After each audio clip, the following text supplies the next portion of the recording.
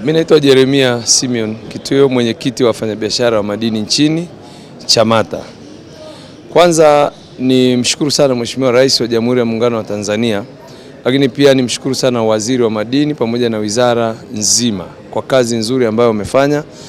Lakini bajeti hii ninaitazama kama bajeti bingwa sana, kwa sababu katika kipindi hichi cha mwaka 23-24 tumeona mambo makubwa yaliyofanyika. Katika bajeti hii kwanza tuna matarajio makubwa sana, kwa sababu sisi kama wafanyabiashara wa madini tumesikia naibu waziri wa madini wakizungumzia kuhusiana na masuala ya uongezaji thamani wa madini, lakini pia minada pamoja na biashara za madini kwenye masoko na vituo vya ununuzi. Hii imetupa hari kubwa, imetupa matumaini makubwa na kuona namna ambavyo Wizara ya Madini inafanya kazi vizuri. Lakini pia kumekuwa na ushirikiano mzuri sana wa Wizara ya Madini, hasa upande wa Tume ya Madini.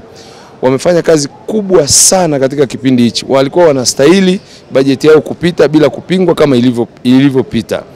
Lakini pia sisi kama chama cha wafanyabiashara wa madini nchini tunaendelea kusupport Wizara ya Madini kwa kazi nzuri sana ambayo wamefanya katika kipindi chote cha nyuma, na ni matarajio yetu makubwa kwamba namna ambavyo waziri ameweza kujibu maswali ya wabunge juu ya uchimbaji. Amezungumza kwa habari ya utoaji wa leseni. Kuna leseni zinakwenda kutolewa zaidi ya leseni 2000 kwa wachimbaji kule mkoa wa Mara. Sisi tunaipongeza sana wizara, na ili uone kwamba wizara imefanya kazi nzuri, hakuna hata mbunge mmoja ambaye amepinga katika bajeti hii. Kwa hiyo sisi letu ni shukrani kubwa sana kwa Wizara ya Madini na wabunge pamoja na kamati ya bunge kwa kazi nzuri ambayo wameifanya katika kipindi chote. Mimi naipongeza sana Wizara ya Madini. Imekuwa ni kilio kikubwa kwetu sisi wafanyabiashara kwamba kuna wageni ambao wanafanya kazi zetu sisi wenyeji. Unawakuta wageni wanaingia, wanakwenda maeneo ya migodini, wageni wanafanya biashara zetu sisi ambayo sio sawa kabisa. Lakini pia nimpongeze waziri kwa neno alilolisema leo kuhusiana na pale Mererani, kwamba wale wanayekwenda kuzama kwa niaba ya serikali kuwa na kofia ngumu ambazo zitakuwa na kamera ambazo zitakuwa zina mawasiliano. Ni kweli katika eneo hilo kulikuwa kuna janja nyingi, lakini sasa nafikiri serikali imekuja na mpango kamilifu ambao utasababisha swala la utoroshaji wa madini iwe ni historia. Sisi kama chama cha wafanyabiashara wa madini nchini, sisi tunasema utoroshaji wa madini sasa basi. Na ukweli ni kwamba kuna wageni ambao wanaingia kwenda kuzifanya kazi zetu sisi. Kwa mfano, wako baadhi ya wageni walioko kwenye mikoa kama huko Maenge na maeneo fulani wanafanya kazi ambazo sio sahihi kabisa. Na mimi nimpongeze sana waziri, na niombe vile vifungu ambavyo anasema viweze kutumika ili wale wageni warudi mijini. Kwa mfano, sisi wafanyabiashara, sisi tunatakiwa kwenda kununua madini migodini. Sasa wale wageni wanapokwenda kule migodini, sisi tutafanya biashara gani? Na ndio maana bei ya madini inashuka, kwa sababu wao wanawafuata wachimbaji moja kwa moja. Umemsikia mbunge mmoja akizungumza anayetoka Ruvuma huko kwamba wale wageni wanakwenda kuwafuata, wanauziana madini usiku manyumbani. Hilo ni jambo ambalo ni jambo la hatari sana kwenye tasnia yetu ya madini. Kwa mimi nampongeza sana waziri kwa hatua mbalimbali, na sisi kama chama cha wafanyabiashara tunaunga mkono kuhakikisha utoroshaji wa madini unakuwa ni historia kwenye nchi yetu. Asante. Mimi ni mhandisi Benjamin Mchwampaka, ni CEO wa Tanzania Chamber of Mines, ambacho ni chama kinachosimamia wawekezaji wenye leseni kubwa na leseni za kati za uchimbaji madini nchini pamoja na zile za utafutaji mkubwa wa madini. Kwa kweli, kwanza nianze kumpongeza Mheshimiwa Waziri wa Madini na naibu waziri pamoja na katibu mkuu na tendaji wote wa wizara kwa namna ambavyo wameweza kuwasilisha bajeti yao nzuri na imepita bila shida yoyote. Lakini yote haya yanaonyesha jinsi gani ambavyo wizara imejipambanua, hasa kwa kuwashirikisha wadau katika mambo mbalimbali. Sekta yoyote unapowekeza kunakuwa na changamoto, lakini changamoto zinatatuliwa rahisi zaidi wanapokuwa wadau wanaitwa kujadiliana, unaona, na kuona kwamba changamoto ambayo imejitokeza inaweza ikatatuliwa vipi bila kuathiri shughuli za uwekezaji, lakini na mapato ya serikali yakaendelea kuwa mazuri na serikali ikasimamia mambo kwa mujibu wa sheria.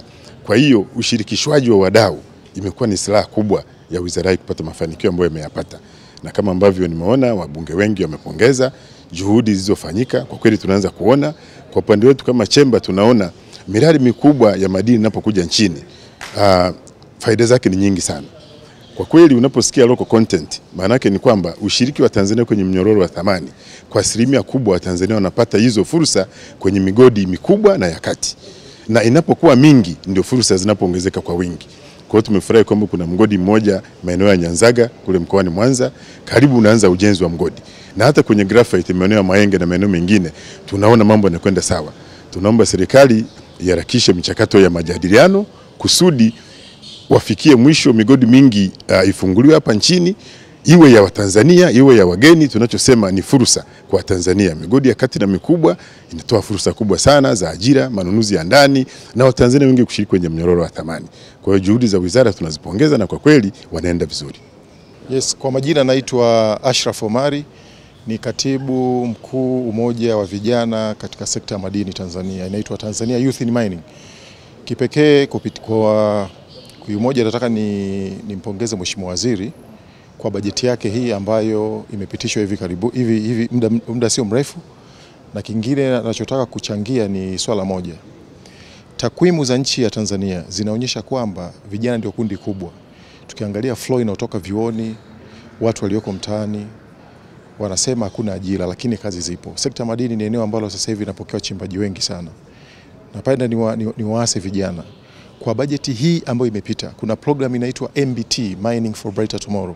Mheshimiwa Rais alitembelea banda la vijana la wachimbaji madini pale Geita, na akatoa ahadi ya kutoa mashine 2 za utafiti, kwa sababu vijana wengi wanaochimba katika sekta ya madini wanachimba kwenye maeneo ya watu.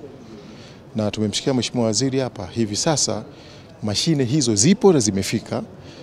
Vijana hao wanatakiwa waingizwe rasmi sasa kwenye mfumo katika maeneo hayo ya utafiti, ili kusudi serikali itoke kwenye bajeti ambayo au mapato ambayo wameyapata sasa hivi 10.1 na ivuke paka kwenda hata 20%.